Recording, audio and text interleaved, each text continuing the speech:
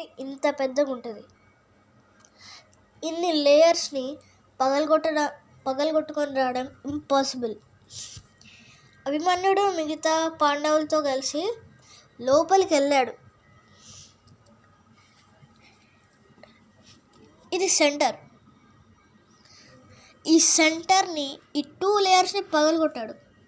కానీ మిగతా ఇన్ని లేయర్స్ సరే ఈ స్పాట్లో ఇక్కడ దాకా చంపేశాడు అందరినీ.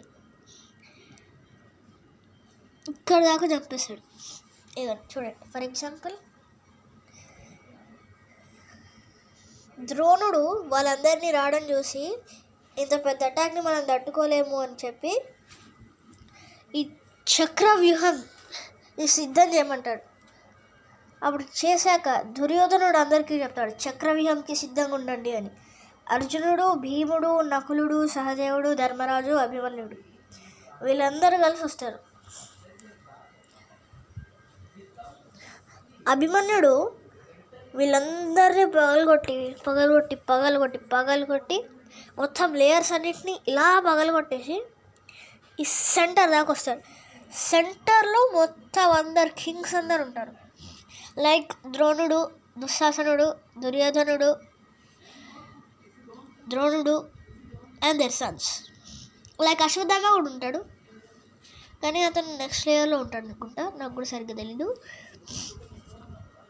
సో అభిమన్యుడు ఇక్కడ ఇరుక్కుంటాడు. పాండవులందరూ వీళ్ళకి హెల్ప్ చేయడానికి చూశాడు, కానీ దుర్యోధన వాళ్ళ కొడుకు ఆపేశాడు. అయితే అభిమన్యుడు ఒక్కడే. కర్ణుడు, దుర్యోధనుడు, ద్రోణుడు వీళ్ళు ముగ్గురు మెయిన్.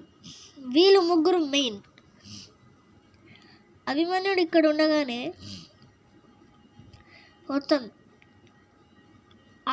ఈ 2 లేయర్స్ కలిసి రథం ఇరగొట్టేస్తాడు. దాని తర్వాత అభిమన్యుడు కత్తి తీసుకొని అందరి మీదకి వస్తున్నాడు. అప్పుడు దుర్యోధనుడు, కర్ణుడు కలిసి అన్ని ఆయుధాలని ఇరగొట్టేస్తాడు.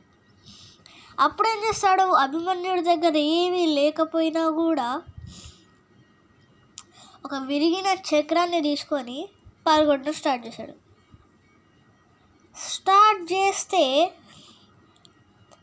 ద్రోణుడిని చూశాడు. ద్రోణుడు అసలు మెయిన్ అని ఆయనకు అర్థమైతే ఏం చేశాడు, ద్రోణుడిని అటాక్ చేయడానికి వెళ్ళాడు. అది కర్ణుడు చూసి కర్ణుడు వెనకాల నుంచి కత్తి తీసుకొని వచ్చి పొడిచాడు. అలా చనిపోతాడు అభిమన్యుడు. లేవడానికి ట్రై చేశాడు, కానీ దుర్యోధన వాళ్ళ కొడుకు చంపేస్తాడు తల మీద కొట్టి.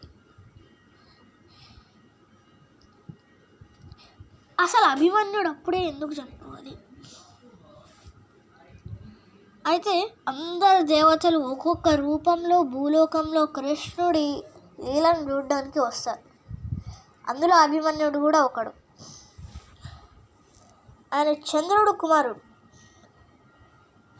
ఇదేదో బాగుంది. చంద్రుడు కుమారుడు సూర్యుడు కుమారుడితో చనిపోతాడు, అంటే కర్ణుడు. అయితే అందరు దేవతలు చంద్రుడి దగ్గరికి వెళ్ళి అడుగుతాడు, అభిమన్యుడిని కూడా కిందికి పంపించవచ్చు కదా అని. అయితే నేను నా కొడుకుని విడిచి ఉండలేను, పంపిస్తా కానీ 16 years దాకానే పంపిస్తాను, దానికన్నా మించి నేను పంపించలేను, నా కొడుకుని వదిలి నేను ఉండలేను అని అర్జునుడికి పుట్టిస్తాడు.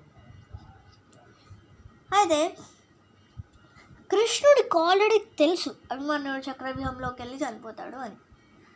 అయినా కూడా ఎందుకు ఆపలేదు అంటే చంద్రుడికి ఇచ్చిన మాట వల్ల